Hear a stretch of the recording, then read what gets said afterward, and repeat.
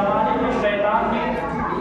حضرت موسیٰ علیہ السلام کو کہا کہ تم اللہ تبارک و تعالیٰ سے کلام کرتے وقت، یعنی جب تم رب تبارک و تعالیٰ سے کلام کرو تو میری سفارش بھی کر دینا، یعنی کہ رب تبارک و تعالیٰ کی بارگاہ میں میری سفارش کر دینا۔ آپ نے جب رب تعالیٰ کے حضور عرض کیا تو اللہ تعالیٰ نے کہا ابلیس کو جا کر کہہ دو کہ آدم علیہ السلام کی قبر کو جا کر سجدہ کرو، کہ آدم علیہ السلام کی قبر کو جا کر سجدہ کرو تو میں تمہارے گناہ معاف کر دوں، یعنی کہ رب تبارک و تعالیٰ ابلیس کے گناہ معاف کر دوں۔ یہ کہنے لگا زندہ آدم کو سجدہ نہیں کیا تو آپ مردہ آدم کو سجدہ کیسے کریں؟ کہنے لگا کہ زندہ آدم علیہ السلام کو سجدہ نہیں کیا، مردہ آدم کو کیسے سجدہ کرنا؟ اس طرح اس نے انکار کر دیا۔ بعض روایات میں ہے کہ 1,00,000 سال کے بعد ابلیس کو جہنم سے نکالا جائے گا، 1,00,000 سال کے بعد ابلیس کو جہنم سے نکالا جائے گا، اور نکال کر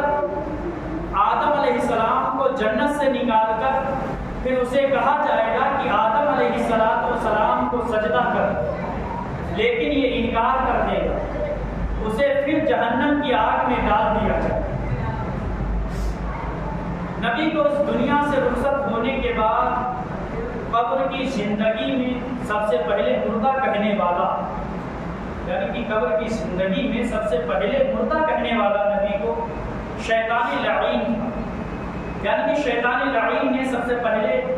جو ہے یہ کہا کہ مردہ نبی جو ہے مردہ، یعنی کہ قبر کے اندر مدفون بھی ہے حضرت آدم علیہ السلام،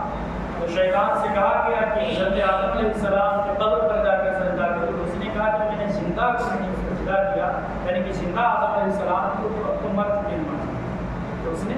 سب سے پہلے نبی کو مردہ تھا۔ اب بھی اس کے چیلے چمچے انبیاء کرام کو مردہ کہتے ہیں، یعنی کہ اب بھی آج کے ٹائم پر بھی بہت سارے لوگ ایسے نہیں ملیں گے جو انبیاء کرام جو بزرگان دین کو مردہ کہتے ہیں،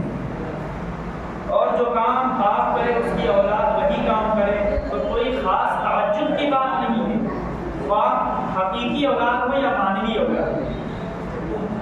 ابلیس کا مردود ہونے سے پہلے سریانی زبان میں نام اسرائیل، یعنی کہ ابلیس کا مردود ہونے یعنی کہ ابلیس رکھنے سے پہلے جنت میں فرشتوں کے ساتھ رہتا تھا، تو اس کا نام اسرائیل، اور عربی زبان میں حارث تھا، سریانی زبان میں اسرائیل، عربی زبان میں حارث نام تھا۔ جب اللہ تعالیٰ کے حکم کا انکار کیا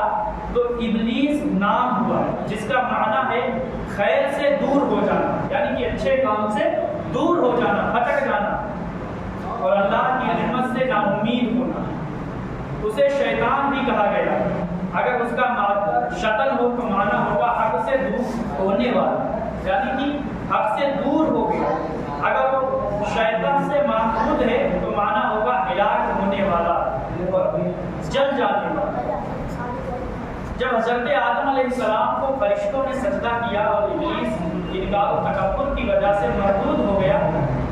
تو آدم علیہ السلام جو خاک سے پیدا ہوئے، آپ کا جنت میں کوئی ہم جنس نہ، یعنی کہ حضرت آدم علیہ السلام کا کوئی ہم جنس نہیں،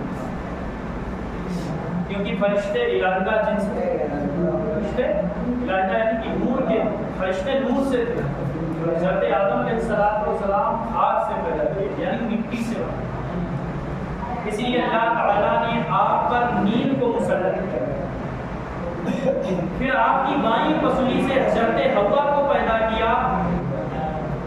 اور اس کی جگہ گوشت رکھ دیا،